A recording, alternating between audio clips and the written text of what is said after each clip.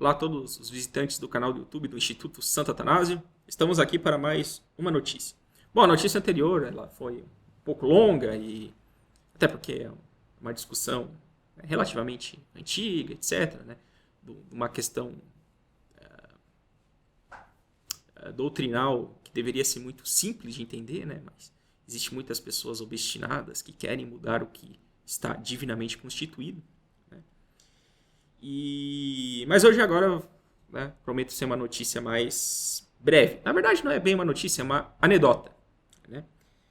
Então a anedota é a seguinte, né? Também peguei da Info Católica essa anedota aqui, mas permite que a gente reflita, né, sobre como é que está a nossa vida na igreja. Né? Um refugiado ucraniano assegura que a religião está completamente ausente da vida dos espanhóis. Então, o que disse esse ucraniano, né? Esse ucraniano, ele conversou com uma blogueira, né? Chamada Clarissa, né? E aí, o que ele contou, né?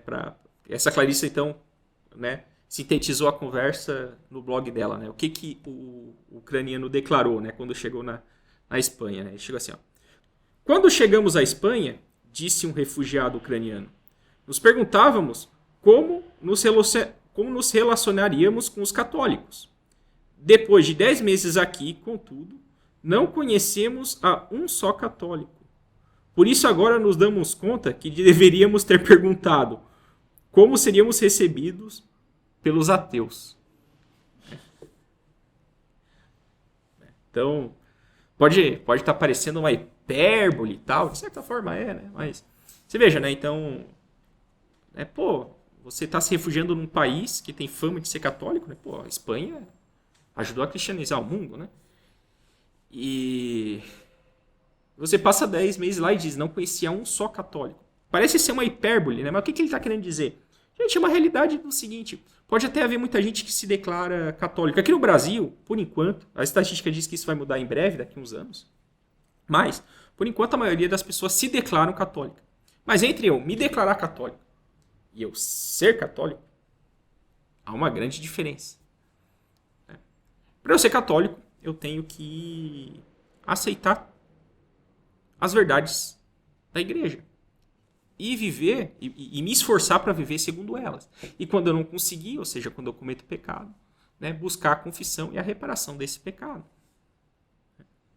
E o que a gente observa hoje? Não só na Espanha, né, no mundo inteiro, aqui no Brasil. Né, aqui no Brasil se usa o termo, né, católico de IBGE. Por quê? Porque ele declara para o IBGE que ele é católico. Mas vai na missa só de vez em quando ele quer, etc.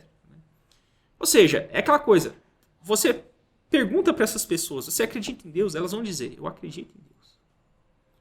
Só que Deus para elas é um conceito, algo muito distante. Elas não se preocupam com a questão do seguinte, tá, mas se Deus existe, o que Ele quer de mim? Deus existe, Ele quer de mim? Eu posso falar com esse Deus? Né? Você ora, você reza? Né? Você tem uma vida de oração? Você busca ter uma intimidade cada vez maior com Deus? Porque se Deus existe, essa informação, né, deveria mudar completamente a forma que eu enxergo o mundo e deveria mudar a forma como eu me porto diante desse mundo.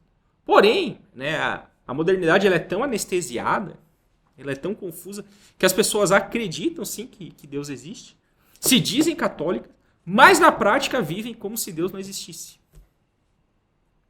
Como se Deus fosse uma espécie de gênio da lâmpada, que até recorrem, mas só quando está em dificuldade. Tem muita gente que fica fazendo promessa para santo, como se fosse uma espécie de superstição, mandinga. Né? E não é assim que funciona a intercessão dos santos. Né? Assim, a gente tem a nossa contrapartida, né, para conseguir para recebermos os favores de Deus. Deus não está obrigado a nada. Mas como Ele nos ama, Ele quer nos encher de favores. Porém, para merecermos os favores de Deus, nós precisamos nos esforçar em sermos santos. Aceitar as tribulações que Ele nos manda. Aceitar também os presentes que Ele nos dá. Aceitar tudo que Deus nos dá. Seja os sofrimentos, sejam as conquistas, seja as alegrias, seja as dores. Não é à toa que quando né, quando grandes santos, né, chegam na sétima morada, a sétima morada também é conhecida como matrimônio espiritual. Né? Porque você veja que a promessa de matrimônio não é fidelidade. Fidelidade. A promessa de matrimônio não é na riqueza e pobreza. Na riqueza é fácil, né? Mas e na pobreza? Na pobreza é na aprovação. É na riqueza e na pobreza. Na saúde e na doença. Na saúde é fácil amar. Mas e amar o outro quando está debilitado? Quando você precisa fazer as coisas para ele? Quando você vai ter que se sobrecarregar para poder levar a vida juntos? Você veja, são essas coisas. E não é à toa também que por causa dessa indiferença, né, na nossa relação, do nosso casamento com Deus, por assim dizer, é que o casamento, na nossa própria sociedade, tem essa lástima. A maioria dos casamentos termina em divórcio. Por quê? Pô, se você não tem nem fidelidade com Deus, como é que você vai ter fidelidade com um homem? Essa é a triste realidade. Pois bem, segundo os ucranianos aqui, em 10 meses na Espanha, a Espanha já aprovou o aborto, o parlamento da Espanha está discutindo leis de eugenia, de eutanásia.